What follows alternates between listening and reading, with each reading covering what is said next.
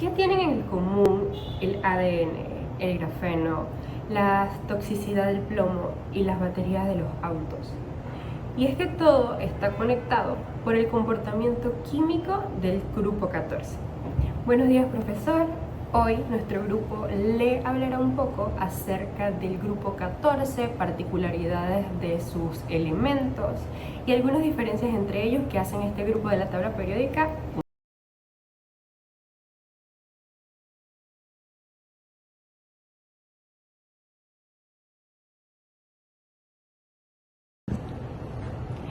Particularidades del carbono.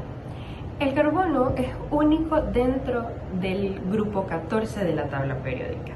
Y esto se debe a que tiene ciertas propiedades muy específicas que hacen que este elemento sea muy estudiado y muy interesante.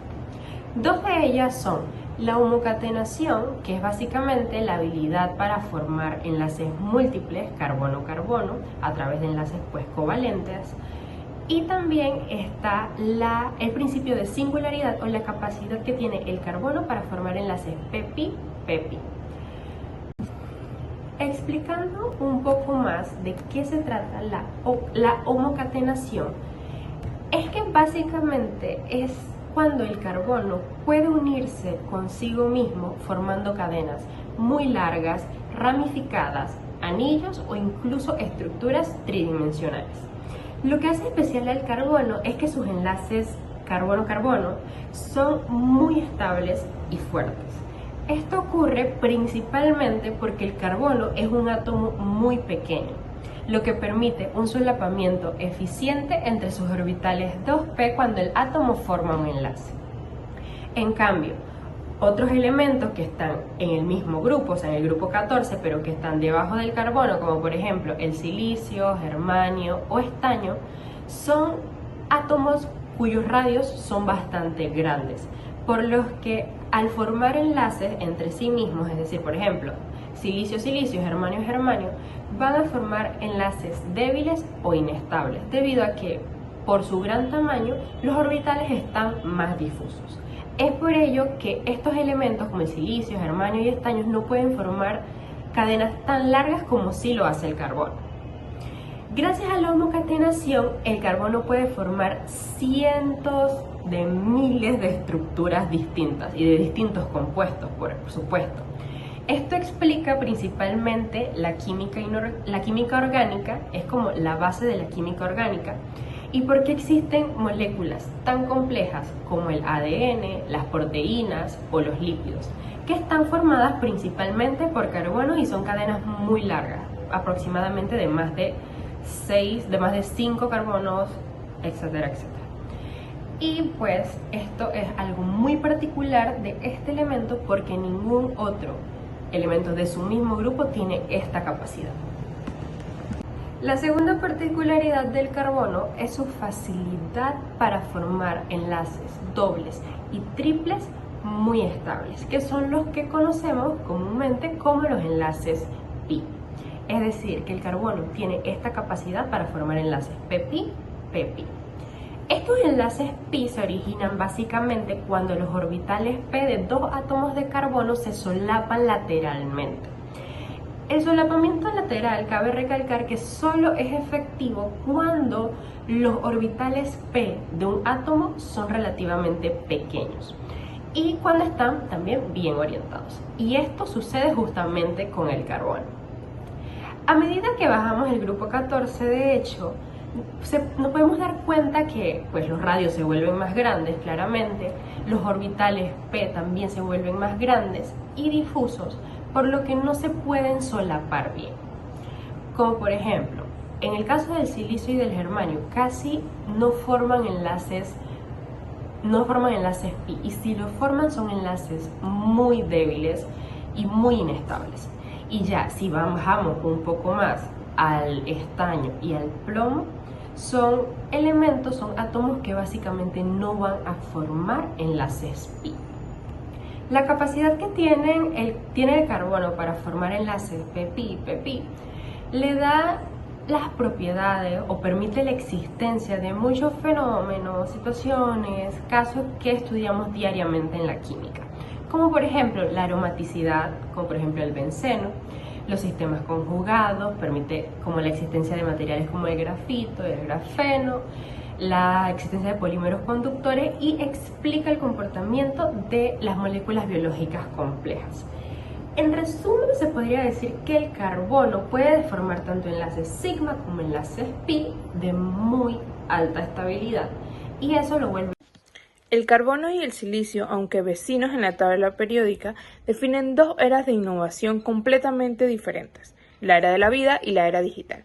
A continuación veremos similitudes y diferencias entre el carbono y el silicio. Similitudes y diferencias entre el carbono y el silicio. El carbono es un no metal y el silicio es un metaloide. Esta diferencia es fundamental porque condiciona su reactividad y el tipo de compuesto que forman.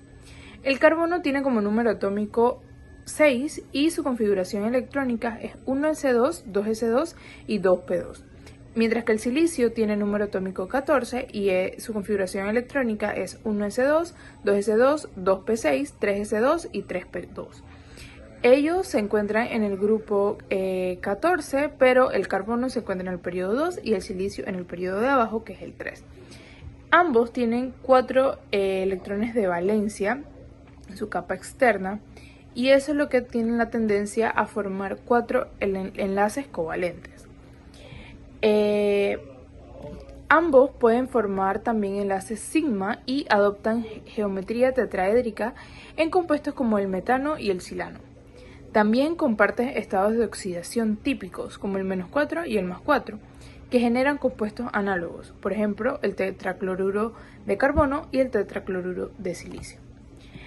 Entre las diferencias tenemos que el tamaño atómico, el carbono es mucho más pequeño y tiene orbitales 2p compactos. Esto permite que haya un mejor solapamiento lateral de los enlaces pi-pi, lo que da lugar a enlaces fuertes. Por eso el carbono puede formar enlaces dobles y triples que vienen siendo muy estables. El silicio como metaloide es más grande y tiene orbitales 3p más difusos. Estos orbitales permiten solapamiento frontal entre enlaces sigma, pero no permiten solapamiento lateral eficiente, por lo que los enlaces pi entre átomos de silicio prácticamente no existen porque son muy inestables. Son muy raros y son muy inestables. Como consecuencia, el carbono tiene extraordinaria catenación, formando largas cadenas y estructuras complejas, mientras que el silicio tiene catenación limitada, formando cadenas cortas y fácilmente oxidadas. El carbono va a formar el dióxido de carbono, una molécula con enlaces dobles entre el carbono y el oxígeno, que tienen un componente pi muy importante, mientras que el dióxido de silicio no va a tener enlaces pi, sino va a tener enlaces sigma de silicio, oxígeno y silicio. Esto explica la enorme diferencia que el dióxido de carbono es un gas y el dióxido de silicio es un sólido extremadamente duro e insoluble. El dióxido de carbono y el dióxido de silicio. El dióxido de carbono va a ser una molécula discreta lineal que va a tener un enlace doble de carbono y oxígeno, como vemos en la imagen. Un carbono unido a 2 oxígenos mediante enlaces dobles, con un ángulo de 180 grados. Él va a tener unas fuerzas intermoleculares débiles por las fuerzas de dispersión y por ello él es un gas a temperatura ambiente. Mientras que el dióxido de silicio no va a formar moléculas individuales, va a ser en una red como están en la imagen. ¿Y por qué? Porque el silicio no favorece enlaces dobles silicio-oxígeno estables. Su tamaño va a impedir que se dé un solapamiento pi-pi eficaz como se da con el carbono. Como lo dije, va a formar una red covalente tridimensional.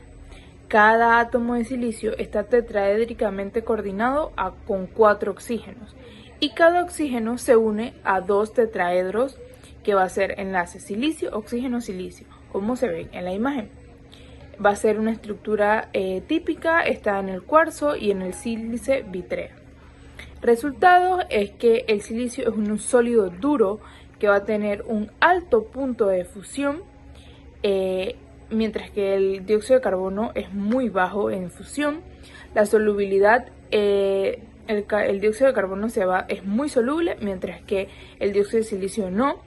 El dióxido de carbono es ácido débil y forma carbonatos, y el dióxido de silicio es muy inerte químicamente.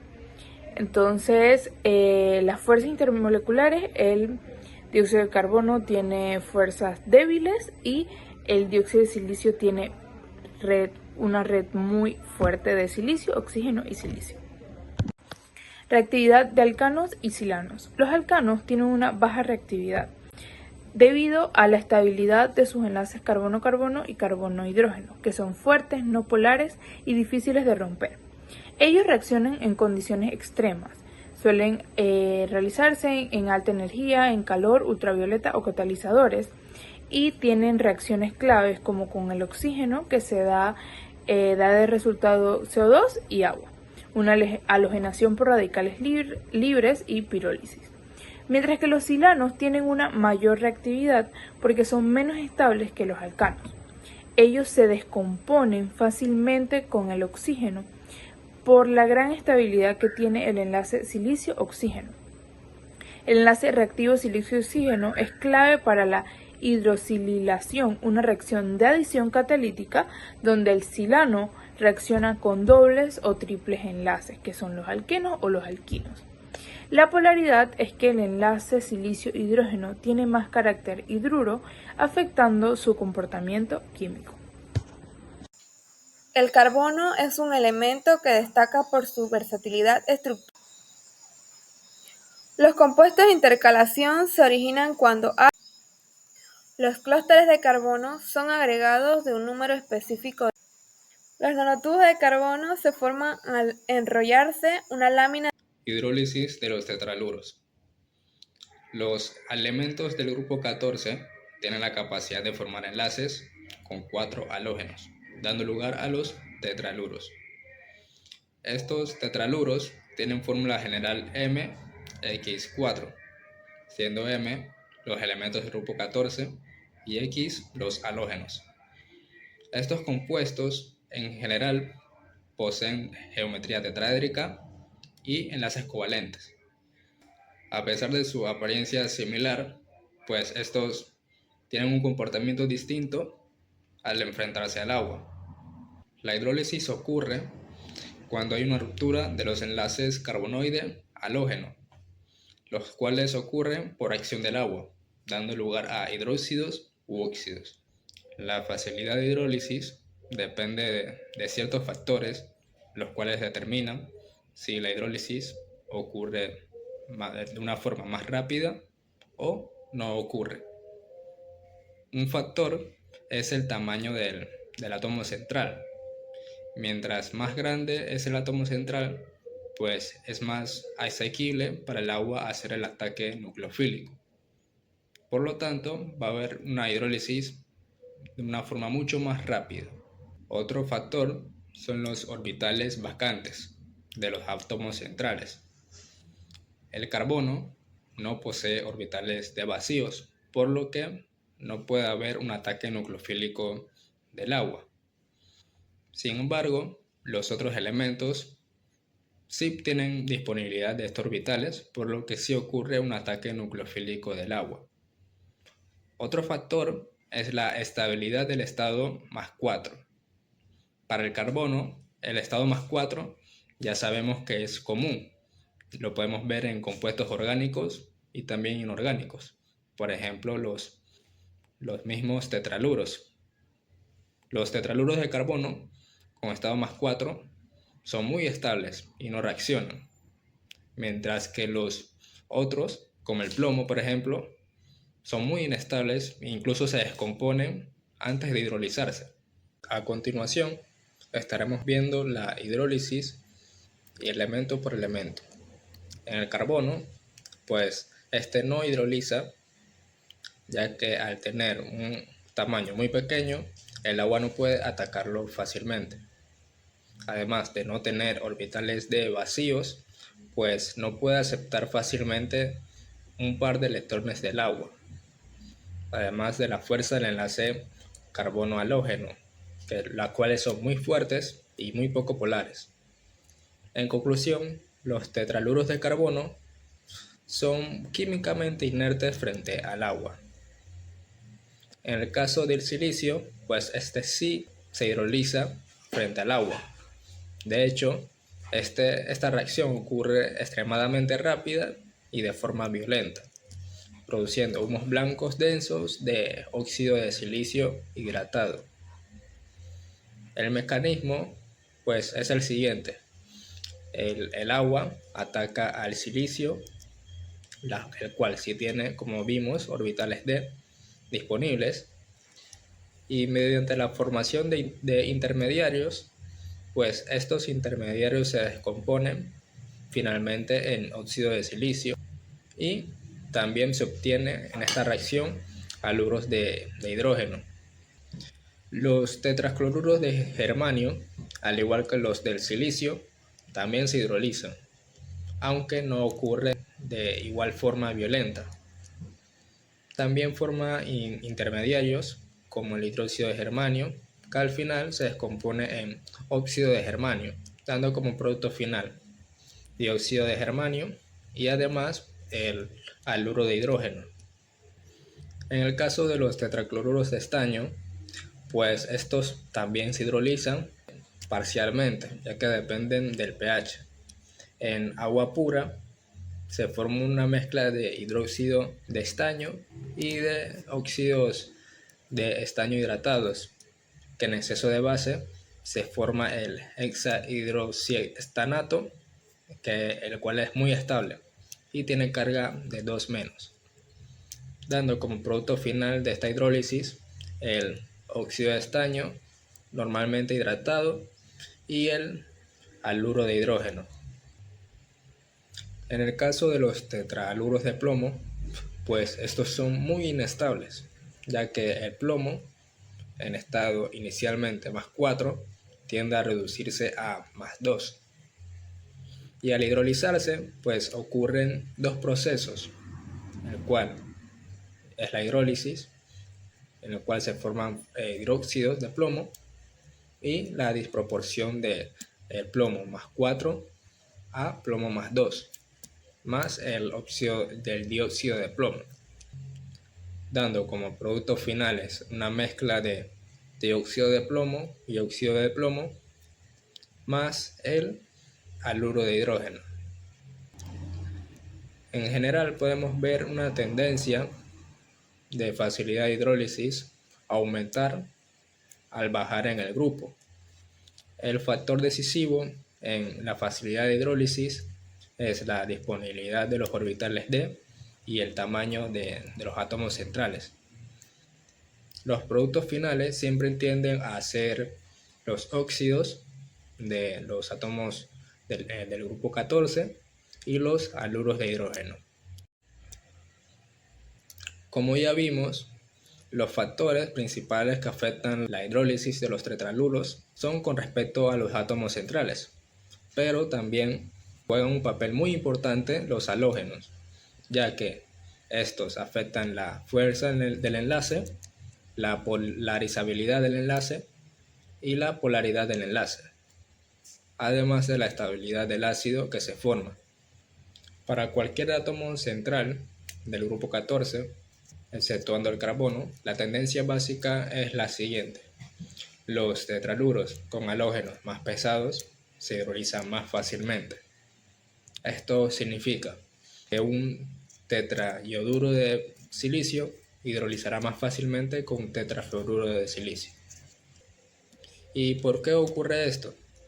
Los enlaces carbonoide-halógeno se hacen más débiles porque el tamaño del halógeno aumenta. La superposición de los orbitales carbonoide-halógeno se vuelven más pobres y el enlace se vuelve más largo y menos fuerte. Resumiendo, mientras más débil el enlace, pues va a ser más fácil que el agua lo rompa.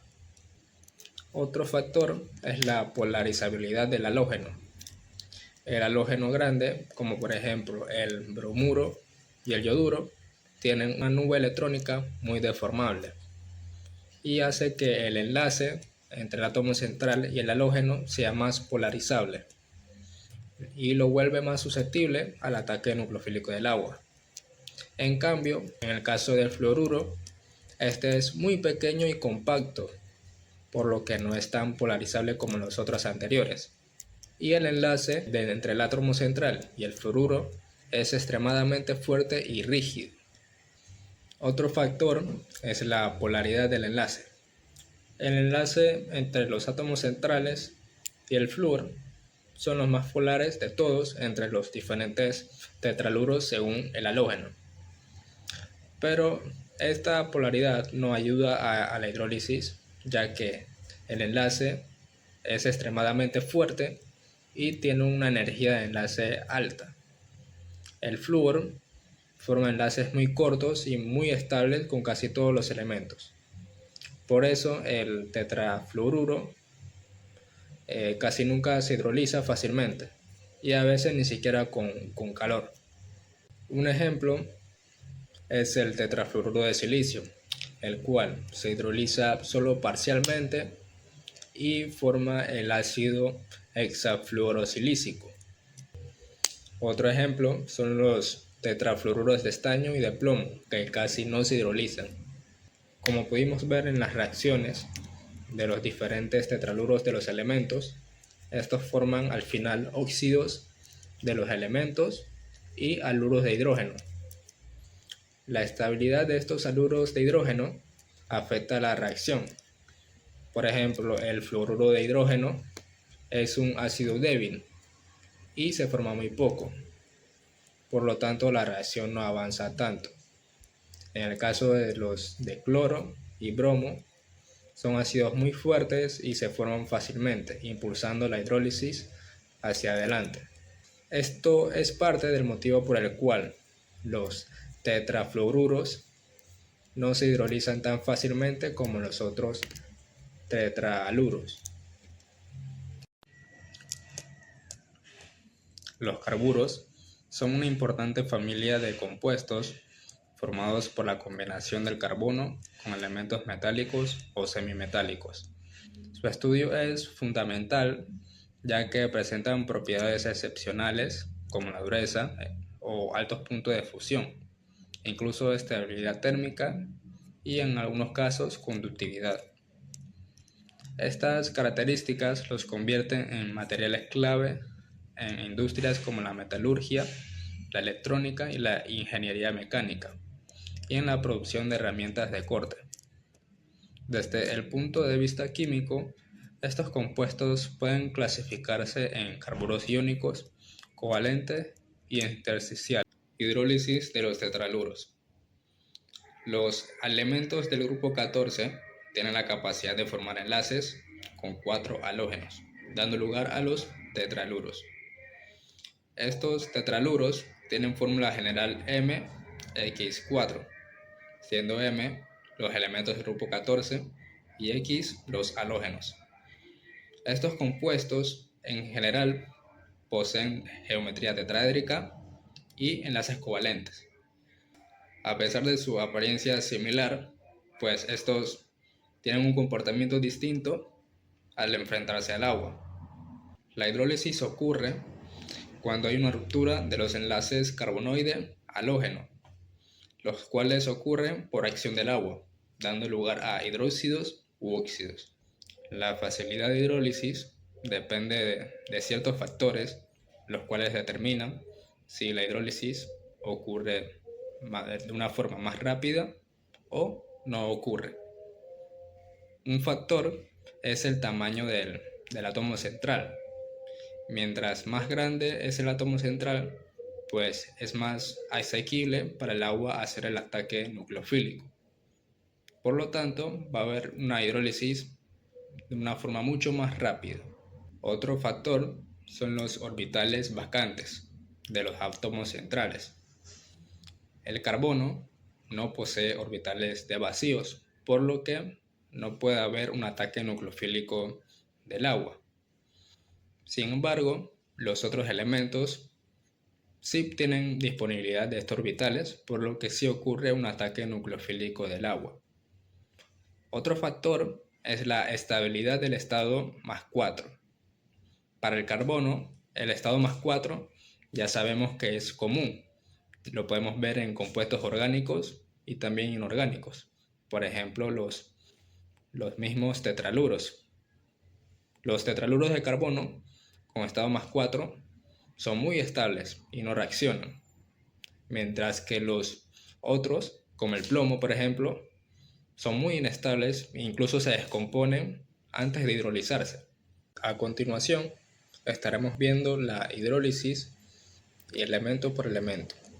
En el carbono, pues este no hidroliza, ya que al tener un tamaño muy pequeño, el agua no puede atacarlo fácilmente. Además de no tener orbitales d vacíos, pues no puede aceptar fácilmente un par de electrones del agua, además de la fuerza del enlace carbono-halógeno, las cuales son muy fuertes y muy poco polares. En conclusión, los tetraluros de carbono son químicamente inertes frente al agua. En el caso del silicio, pues este sí se hidroliza frente al agua. De hecho, esta reacción ocurre extremadamente rápida y de forma violenta, produciendo humos blancos densos de óxido de silicio hidratado.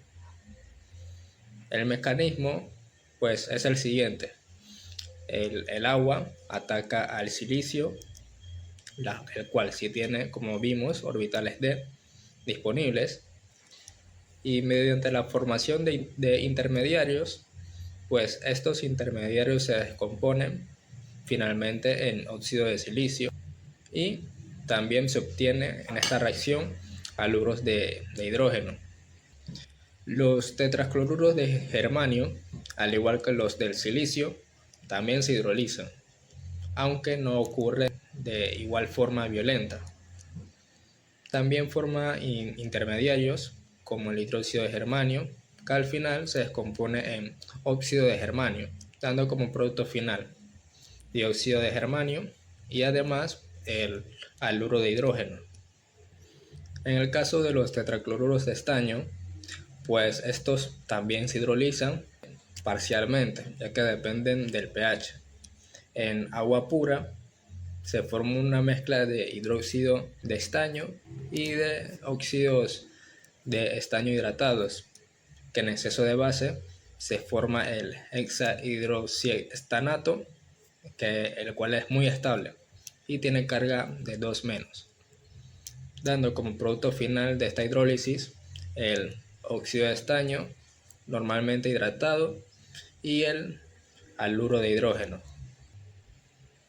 En el caso de los tetrahaluros de plomo, pues estos son muy inestables, ya que el plomo en estado inicialmente más 4 tiende a reducirse a más 2. Y al hidrolizarse, pues ocurren dos procesos, el cual es la hidrólisis, en el cual se forman hidróxidos de plomo, y la disproporción de plomo más 4 a plomo más 2, más el óxido del dióxido de plomo, dando como productos finales una mezcla de dióxido de plomo y óxido de plomo, más el haluro de hidrógeno.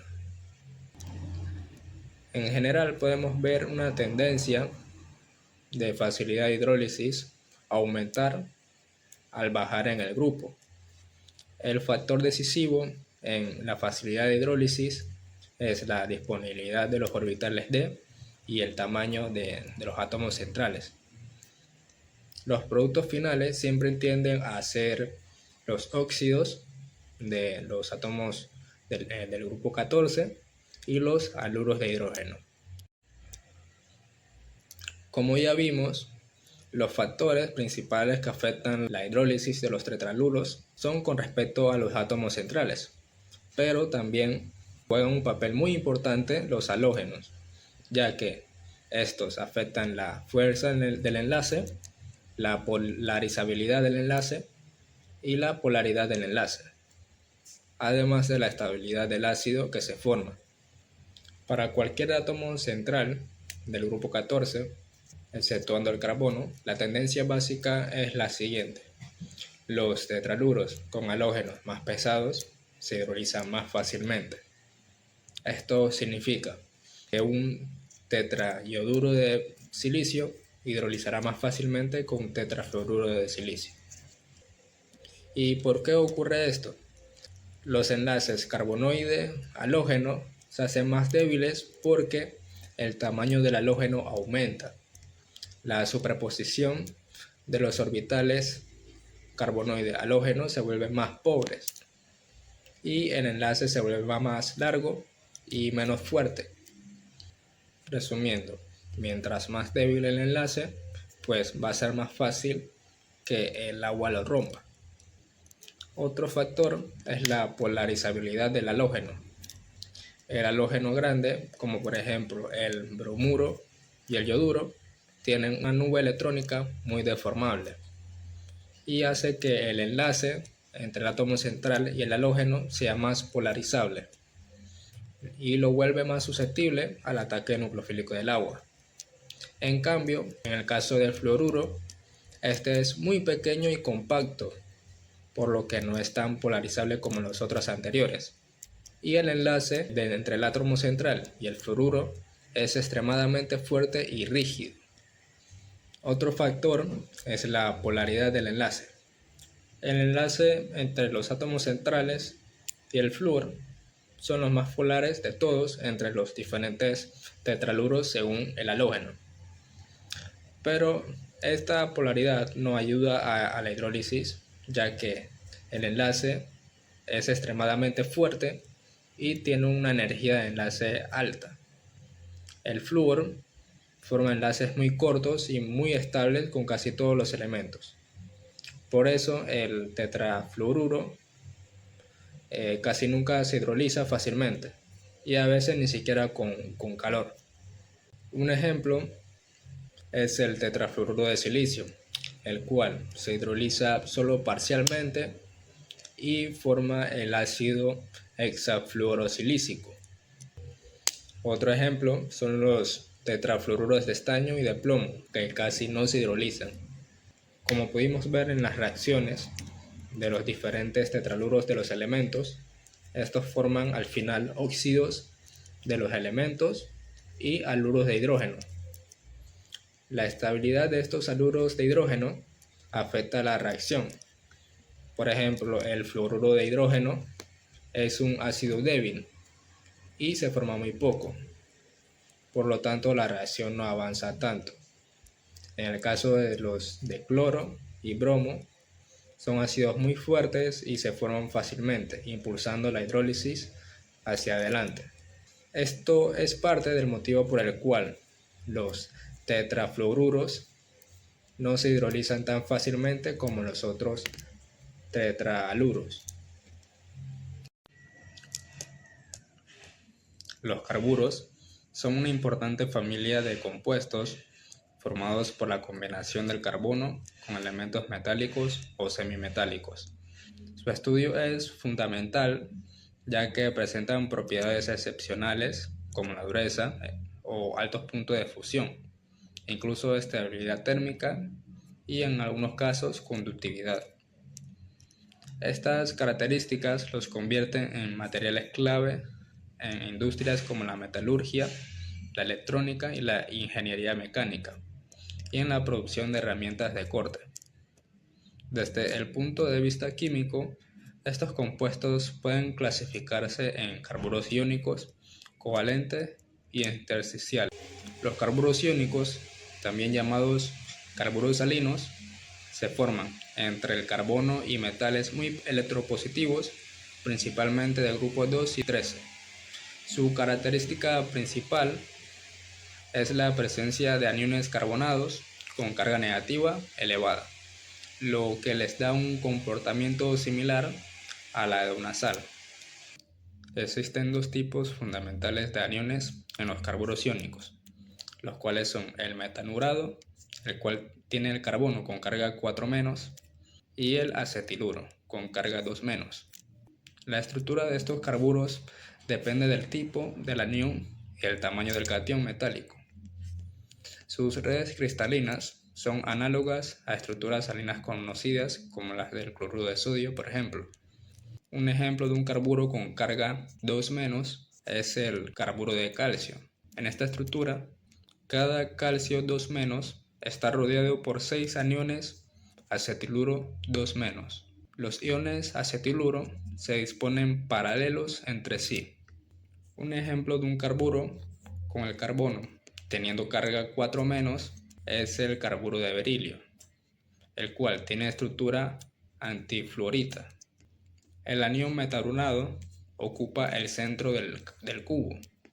Los cationes berilio 2+ ocupan todos los huecos tetraédricos. Cada carbono con carga 4- está coordinado por 8 berilios con carga 2+, y cada berilio con carga 2+ está coordinado por 4 carbonos con carga 4-. Los carburos iónicos se producen principalmente por reducción carbotérmica, aunque el método específico depende del metal. Un ejemplo de esta síntesis es con carburo de calcio, el cual reacciona con el carbono a temperaturas de 2000 a 2200 grados Celsius en hornos eléctricos y con atmósfera de carbono coque. El producto, el carburo de calcio, se obtiene en forma sólida gris. Otra ruta sintética es mediante la reacción del metal con el carbono. Algunos metales ligeros forman carburos iónicos al combinarse directamente con carbono sólido a temperaturas altas. Un ejemplo es con el berilio y el aluminio, en el cual reaccionan para dar lugar cada uno a carburos de berilio y de aluminio, usado cuando los metales tienen puntos de fusión razonables o se trabaja con vapor de carbono. Algunas propiedades de estos carburos iónicos son la capacidad de reaccionar con agua. Por ejemplo, el carburo, en el cual el carbono tiene carga 4-, reacciona con agua para dar metano. El ion acetiluro reacciona con agua para formar acetileno. Estos compuestos iónicos son térmicamente estables, pero químicamente muy reactivos en condiciones húmedas. Son muy buenos reductores a altas temperaturas. Los carburos covalentes se forman principalmente entre carbono y elementos no metálicos o semimetálicos de los grupos 14 y 13, especialmente silicio y el boro. En estos compuestos, el enlace es fuerte, direccional y predominantemente covalente, lo que les otorga propiedades extremas como alta dureza, gran resistencia química y puntos de fusión muy elevados. Los carburos covalentes presentan estructuras de red continua similares a las del diamante o estructuras hexagonales compactas. Las dos más importantes son el carburo de silicio y el carburo de boro. La estructura del carburo de silicio presenta una gran cantidad de polimorfos llamados politipos, pero los dos más importantes son la estructura tipo sigblenda cúbica, la cual es similar a la del diamante, pero alternando átomos de silicio y carbono. Cada átomo está tetracoordinado en la estructura, con una distribución silicio-carbono, formando una red tridimensional. A este tipo de estructura se lo conoce como beta carburo de silicio. También presenta estructura tipo bursita hexagonal, la cual es similar a la del sulfuro de zinc, con capas apiladas AB con alternancia silicio-carbono. Este tipo pertenece a los alfa carburo de silicio. Algunas propiedades destacadas son el enlace fuertemente covalente, la estructura extremadamente rígida y de semiconductor amplio. El carburo de boro tiene una de las estructuras más complejas entre los carburos. Sus celdas están formadas por isocaedros de boro, cadenas lineales de boro-carbono-boro o carbono-boro-carbono entre los isocaedros. Además, tiene una red tridimensional muy rígida. En cuanto a su coordinación, los isocaderos se conectan punta con punta y cara con cara por medio de átomos de carbono. La síntesis de los carburos covalentes requieren altas temperaturas para que se formen sus redes. La síntesis, por ejemplo, del carburo de silicio, el cual se le conoce como proceso de Acheson, es el método más grande del mundo para producir carburo de silicio. Su reacción principal es mediante óxido de silicio más el carbono a temperaturas de 2000 a 2500 grados Celsius. Los materiales usados son arena de dióxido de silicio, coque o carbón de alta pureza y energía eléctrica. Como podemos ver, se requieren condiciones cercanas a 2400 grados Celsius y una atmósfera reductora.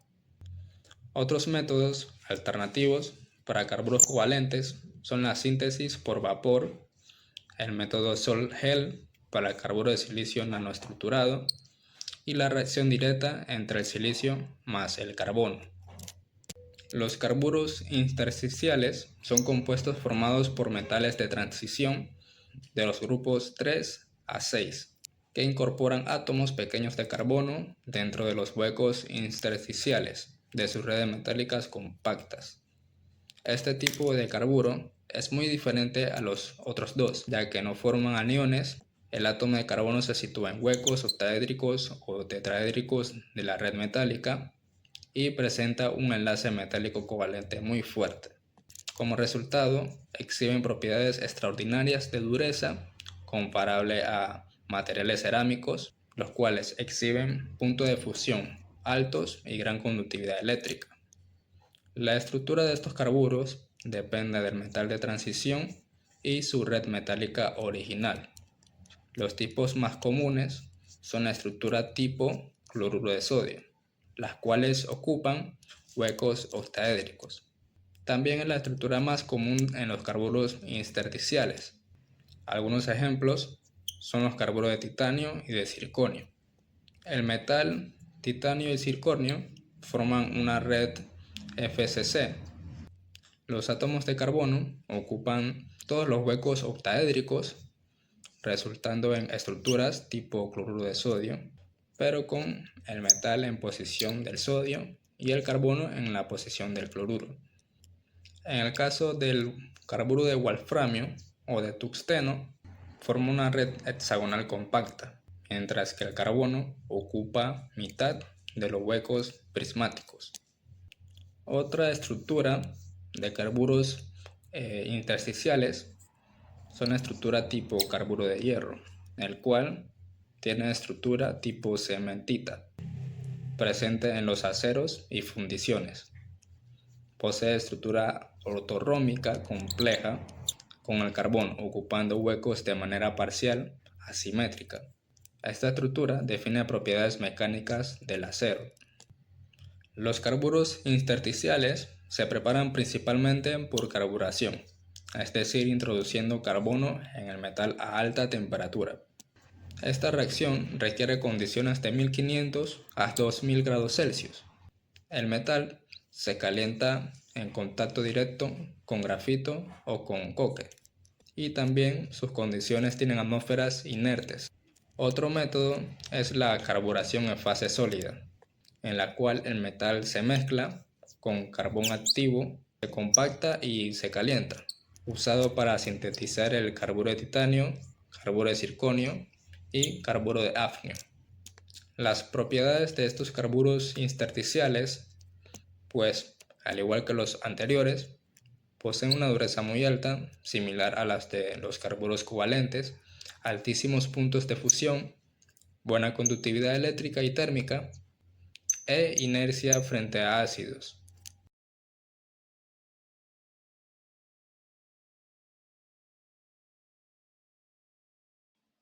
En este punto vamos a explicar cómo el monóxido de carbono es uno de los agentes más reductores y fuertes e importantes en la metalúrgica. El monóxido de carbono es uno de los agentes reductores más importantes en procesos metalúrgicos, especialmente en las reducciones de óxidos metálicos a altas temperaturas. En este caso, se utilizan altos hornos.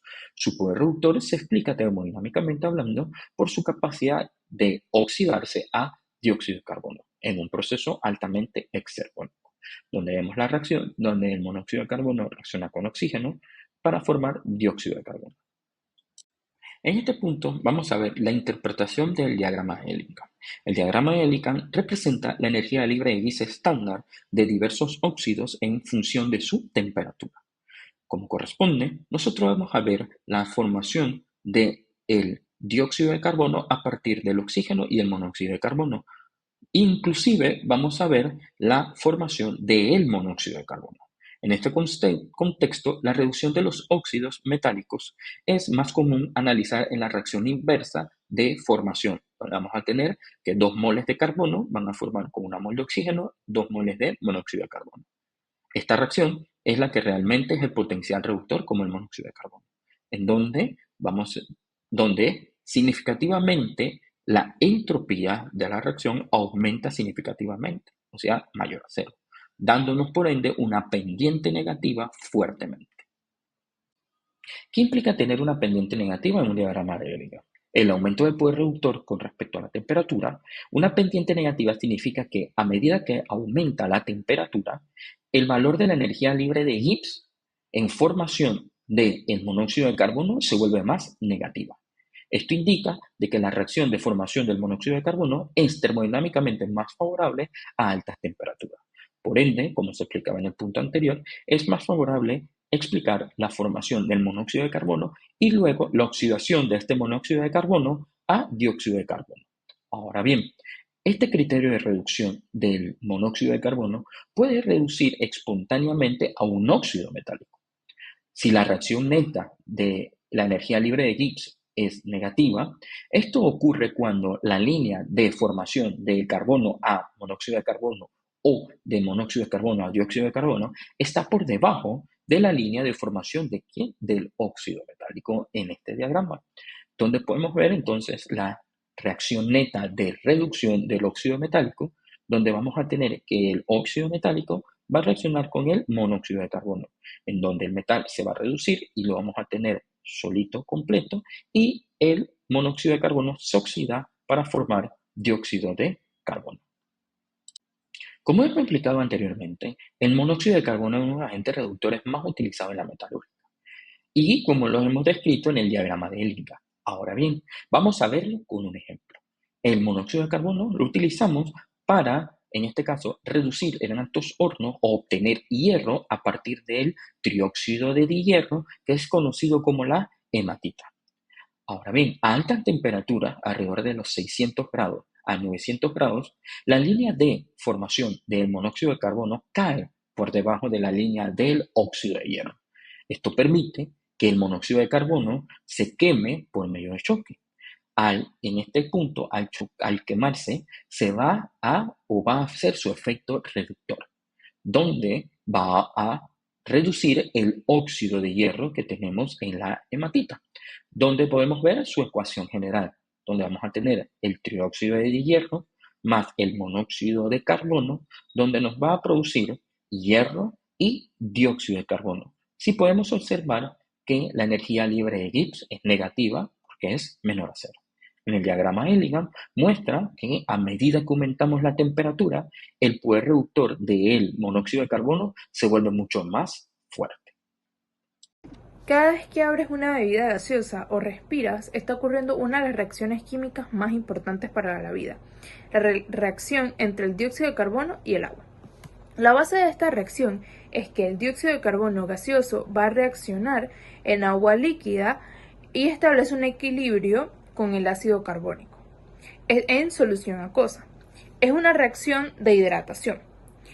Es crucial entender que es un equilibrio dinámico. El dióxido de carbono se une al agua para formar el ácido carbónico, pero él se va a descomponer constantemente. El intermediario que vemos en la diapositiva es que el mecanismo va a implicar un ataque nucleofílico. El átomo de oxígeno del agua actúa como nucleófilo, que es un rico en electrones. atacando al átomo del carbono. ¿Por qué el carbono? Porque está unido a dos oxígenos muy electronegativos que lo convierten en un centro electrofílico, que es pobre en electrones. Este ataque va a reorganizar los electrones y tras una rápida transferencia de protones se estabiliza para formar la molécula de ácido carbónico. Tenemos al lado derecho los equilibrios secundarios. Se llama el sistema tampón. Una vez que el ácido carbónico se ha formado, inmediatamente entra en juego el concepto de equilibrio secundario, que son cruciales para entender sus efectos biológicos y ambientales. El ácido carbónico es un ácido débil y por lo tanto se va a disociar. La primera disociación es que el ácido carbónico pierde un protón y se convierte en el ion bicarbonato. Y la segunda disociación es que el ion bicarbonato va a perder un segundo protón y se convierte en el ion carbonato. La concentración de estas tres especies del ácido carbónico, el bicarbonato y el carbonato es sensible al pH del medio. La liberación de iones en estas disociaciones es la razón por la que el CO2 disuelto hace que el agua sea más ácida, un fenómeno conocido como la acidificación. Composición y estructura de los silicatos. El silicio es uno de los elementos más abundantes del universo y también de la corteza terrestre, donde solamente es superado por el oxígeno. Gracias a esta enorme disponibilidad, los silicatos representan la clase mineral dominante. Cerca del 90% de los minerales de la corteza pertenecen a esta familia. Los silicatos están compuestos esencialmente por silicio y oxígeno, los dos elementos más abundantes de la corteza, y esto explica su importancia tanto geológica como industrial. La base estructural de todos los silicatos es el tetraedro de silicio-oxígeno, un grupo formado por un átomo de silicio rodeado por 4 átomos de oxígeno. Dependiendo de cómo se enlacen entre sí, estos forman diferentes subclases de silicatos. Los tetraedros permanecen aislados o conectarse compartiendo oxígeno para formar pares, anillos, cadenas, láminas o redes tridimensionales. Esta forma de enlazarse define la estructura, la composición y muchas de las propiedades físicas de cada grupo. Composición y estructura de los silicatos. El silicio es uno de los elementos más abundantes del universo y también de la corteza terrestre, donde solamente es superado por el oxígeno. Gracias a esta enorme disponibilidad, los silicatos representan la clase mineral dominante. Cerca del 90% de los minerales de la corteza pertenecen a esta familia. Los silicatos están compuestos esencialmente por silicio y oxígeno, los dos elementos más abundantes de la corteza, y esto explica su importancia tanto geológica como industrial. La base estructural de todos los silicatos es el tetraedro de silicio-oxígeno, un grupo formado por un átomo de silicio rodeado por 4 átomos de oxígeno. Dependiendo de cómo se enlacen entre sí, estos forman diferentes subclases de silicatos. Los tetraedros permanecen aislados o conectarse compartiendo oxígeno para formar pares, anillos, cadenas, láminas o redes tridimensionales. Esta forma de enlazarse define la estructura, la composición y muchas de las propiedades físicas de cada grupo. Ortosilicato. Los ortosilicatos representan la forma más simple de organización del tetraedro. Este tetraedro está formado por un átomo de silicio en el centro, unido a 4 átomos de oxígeno en los vértices, adoptando una geometría tetraédrica con un ángulo de 109,5. Característico de la hibridación sp3 del silicio. Cada oxígeno aporta una carga negativa parcial, lo que produce una carga total de -4, que debe ser compensada por cationes metálicos en la estructura cristalina. Este grupo, cada tetraedro está completamente aislado porque no comparte oxígeno con ningún otro tetraedro. Como resultado, estos minerales requieren cationes como magnesio 2+, hierro 2+, calcio 2+, o circonio 4+. para estabilizar la estructura y neutralizar la carga. Esta disposición aislada genera minerales con estructuras densas y compactas, alta dureza y comportamiento mecánico resistente. No presenta exfoliación fácil, ya que no existe planos débiles entre unidades estructurales. Un ejemplo representativo es la olivina, fundamental en el manto terrestre. También se encuentran minerales como el granete y el zircón. Pirosilicato. Los pirosilicatos presentan un grado mayor de polimerización. Dos tetraedros se enlazan compartiendo un solo oxígeno, formando el anión Si2O7 con una carga formal de 6-. Se origina por la condensación de dos grupos silicatos con una carga formal de 4-, compartiendo un solo oxígeno. Por eso pertenecen a los orosilicatos. Aunque siguen siendo unidades discretas, no forman cadenas ni anillos extensos. Este enlace representa el inicio de la unión entre tetraedros en la evolución estructural de los silicatos. Este grupo conserva cierta rigidez estructural, pero su estabilidad depende de cómo se organicen estos dímeros. Dentro del cristal, la presencia de cationes metálicos equilibra sus cargas, permitiendo estructuras más abiertas que en los ortosilicatos. La torbeitita es un ejemplo clásico, aunque más conocido como son las epidotas, que combinan grupos silicato y pirosilicatos. Estos minerales aparecen en rocas metamórficas y en ambientes donde el calcio y el aluminio son abundantes. Ciclosilicatos. En los ciclosilicatos, cada tetraedro comparte dos oxígenos, permitiendo la formación de anillos cerrados. Los más comunes son los de 6 tetraedros, Si6 o 18 con una carga formal de 12-, aunque existen anillos de 3 y 4. La forma de anillos le da gran simetría estructural, lo que se refleja en su ámbito cristalino. Por ejemplo, los minerales con anillos de 6 tetraedros frecuentemente cristalizan en sistemas hexagonales o trigonal romboédricos. El anillo funciona como una unidad rígida y estable, mientras que la estructura total se completa con cationes intersticiales como aluminio 3+, berilio 2+, magnesio 2+, o sodio más, que mantienen la red cohesionada. Por esta razón, muchos silicatos tienen alto valor gemológico. Tenemos ejemplos importantes como el berilio, que incluye variedades como esmeralda y aguamarina, la turmalina, que es caracterizada por su diversidad química, y la cordierita, que presenta pleocroismo notable. Metasilicatos.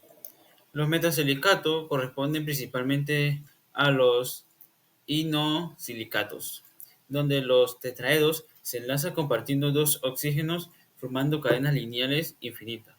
La unidad repetitiva es SiO3 con una carga formal de 2-. Estas cadenas pueden ser simples, conocidas como piroxenos, de una sola cadena de tetraedros extendiéndose indefinidamente. Los piroxenos son comunes en rocas ígneas y metamórficas y tienen propiedades ópticas características. Ejemplos, tenemos la enstatita, que es MgSiO3, y dióxido, CaMgSi2O6. Tenemos a los dobles, que es también conocido como anfíboles. Son dos cadenas simples enlazadas entre sí de forma alternada, creando una estructura más compleja. Ejemplo, la hornblenda. Estas cadenas generan estructuras alargadas y buena exfoliación en una dirección y una variedad química bastante amplia. Filosilicato. Los filosilicatos están formados por láminas bidimensionales, donde cada tetraedro comparte 3 oxígenos, generando redes de anillos hexagonales. El cuarto oxígeno, llamado apical, se une a una capa octaédrica, compuesta por cationes como magnesio 2+, aluminio 3+, o hierro 2+. Estas láminas pueden arreglarse como una estructura de una relación de 1 a 1, T, O, como en la caolinita, en una estructura de una relación de 2 a 1, TOT, como el talco, las micas y varias arcillas. La clave de este grupo es la exofiliación perfecta. Las láminas están unidas entre sí por fuerzas muy débiles, van der Waals, o por cationes interlaminares, como el catión potasio en las micas, lo que permite separarlas fácilmente. Bueno, aunque podemos ver en la figura, los silicatos están formados por, en A, unas capas octaédricas de cationes como oxígeno y hidróxidos. En B, capas tetraédricas, como el tetraedro de los silicatos, compartiendo 3 oxígenos basales. En C, ambas capas se apilan formando láminas TO. En la D, la unión ocurre mediante el oxígeno apical del tetraedro. En E, tenemos una vista superior del arreglo hexagonal de tetraedros. Tectosilicatos. Los tectosilicatos representan el grado máximo de polimerización. Aquí todos los tetraedros comparten sus 4 oxígenos, formando una red tridimensional continua y extremadamente estable. Su forma ideal es SiO2. Esta estructura da mineral duro, sin exfoliación y altamente resistente. El mejor ejemplo es el cuarzo, conocido por su dureza y estabilidad. Sin embargo, la mayoría de los tectosilicatos presentan sustitución de Si4+ por Al3+ o el aluminio 3+, lo que genera déficit de carga. Para compensar se incorporan cationes como el sodio, potasio o el calcio en los espacios de la estructura. Esto origina los importantes grupos de feldespato alcalino como el potasio y el sodio, y el plagioclasas como el sodio y calcio. Efecto del par inerte, principalmente en el estaño y en el plomo. El efecto del par inerte aparece en los elementos pesados del grupo 14, como lo son el estaño y el plomo, y consiste en que básicamente el par de electrones del subnivel Ns2 se vuelve poco disponible para formar enlaces. Es decir, que de alguna forma u otra, para decirlo de manera más sencilla, ese par de electrones no quiere reaccionar y se queda inerte. Pero, ¿por qué pasa esto? A medida que bajamos de grupo, la carga nuclear, el número de electrones internos y los efectos relativistas de un átomo van aumentando. Estos efectos lo que hacen básicamente es estabilizar muchísimo los orbitales S, bajándolos así de energía. Como resultado, el par Ns2 cuesta mucho sacarlo o utilizarlo para enlazar o formar enlaces con otros átomos. Esto significa que los elementos pesados prefieren no perder esos electrones y tenerlos como un par inerte. Pero ¿cómo afecta esto a los estados de oxidación? Debido al par inerte, el estado +4 se vuelve menos estable y el estado +2 se vuelve más estable al descender en el grupo. Por eso, el estaño puede existir tanto con número de oxidación +2 como +4. Y el plomo casi siempre está en +2 porque su par S6S² es muy difícil de involucrar en enlaces. Las consecuencias que provoca el efecto del par inerte están directamente relacionadas a la reactividad. Por ejemplo, en el caso del SN2+, es un muy buen reductor porque puede oxidarse entonces a SN4+. En el caso del SN4+, es un buen oxidante porque puede reducirse a SN2+. Y asimismo ocurre con el plomo 2+, que es que es muy estable y difícil de oxidar, y el plomo 4+, que es un oxidante muy poderoso porque se reduce casi espontáneamente a plomo 2+. La relevancia que tiene el efecto del par inerte en la vida real es principalmente las baterías de plomo ácido. Porque estas funcionan porque el dióxido de plomo, o con número de oxidación Pb4+, se reduce naturalmente a plomo 2+. La toxicidad del plomo también se explica un poco con este efecto del par inerte, debido a que, como es tan estable, el plomo 2+ puede reemplazar al calcio 2+ y unirse a las proteínas, y es por eso que el plomo es muy tóxico. Y en el caso del estaño, tanto el estaño 2+ como el 4+, se utiliza como un catalizador y como agente reductor en síntesis. Conclusiones. El grupo 14 representa una de las familias más fascinantes y versátiles de la tabla periódica, donde se manifiesta de manera extraordinaria cómo las propiedades periódicas determinan la química y las aplicaciones de los elementos. Desde el carbono, con su capacidad única de homocatenación y la formación de enlaces pi, que lo convierte en la base de la vida y de los materiales nanoestructurados más avanzados, hasta el silicio, cuya preferencia por estructuras tridimensionales lo establece como el componente fundamental de la corteza terrestre y de la tecnología de semiconductores, observando así una transición progresiva del carácter no metálico a metálico.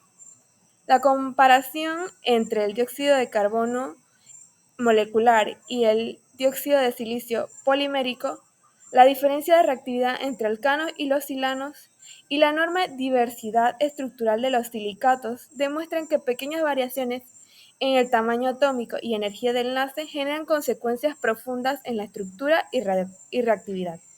El efecto del par inerte en el estaño y el plomo marca final a esta transición, estabilizando estados de oxidación inferiores y comportamiento metálico. En definitiva, el grupo 14 no solo ilustra principios fundamentales de la química inorgánica, como el principio de la singularidad y las tendencias periódicas, sino que además proporciona materiales esenciales para la vida, la geología, la tecnología moderna y las innovaciones del futuro, demostrando que la química fundamental y las aplicaciones prácticas están indisolublemente conectadas.